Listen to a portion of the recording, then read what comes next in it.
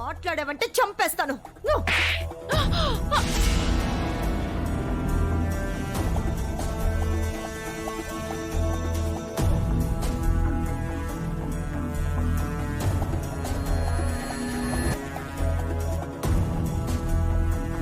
ఏం చేస్తున్నావు అర్చన? నువ్వు చేసిన పనికి ఇంకెలా ఉంటాను? ఏడవలేక చావలేక బతికున్న శవంలో ఉన్నాను. మరీ అంత కోపం ఎందుకు? కోపం వచ్చినా నిన్నేం చేయగలను? అందరి ముందు నన్ను ఇరికించావు. అంతా నువ్వు చేసి నింద నా మీద వేశావు. నాగుగడి ఫోన్లో నా నెంబర్ దొరకడం వల్ల అందరి ముందు తప్పు చేసిన దానిలా నేనుండిపోయాను. అందుకు కారణం కూడా నువ్వే. ఆ రోజు నాగుగాడికి నీ ఫోన్తో కాల్ చేయకుండా నా ఫోన్తో కాల్ చేసి నన్ను ఇరికించావు. ఆ రోజు నువ్వు ఏవన్నావో గుర్తు చేసుకో. నేను ఏ1 అయితే నువ్వు ఏ2 అనలేదా?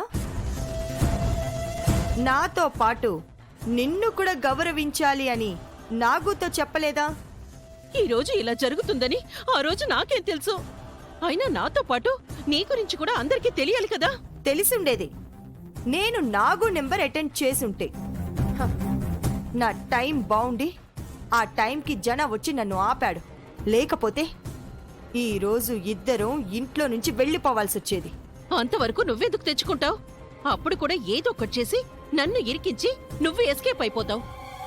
ఈ రోజు నిన్ను ఎస్కేప్ చేసింది కూడా నేనే అర్చన.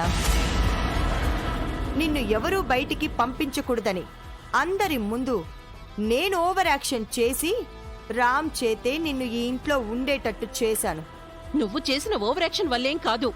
మా ఆయన రామ్ కాళ్ల మీద పడబోతే మమ్మల్ని క్షమించాడు. ఆ క్రెడిట్ కూడా నువ్వేం కొట్టేయకు. ఓకే ఓకే, ఇప్పుడు నువ్వు ఈ ఇంట్లోనే ఉన్నావు కదా, ఇంకేంటి బాధ? ఈ రోజు నాకు ఆస్తిలో వాటా వస్తుంది అనుకున్నాను. నోటిదాకా వచ్చిన షేర్స్ అలా వెనక్కి వెళ్లిపోయాయి. పైగా చెడ్డ పేరు మూటగట్టుకున్నాను. అదా నీ బాధ?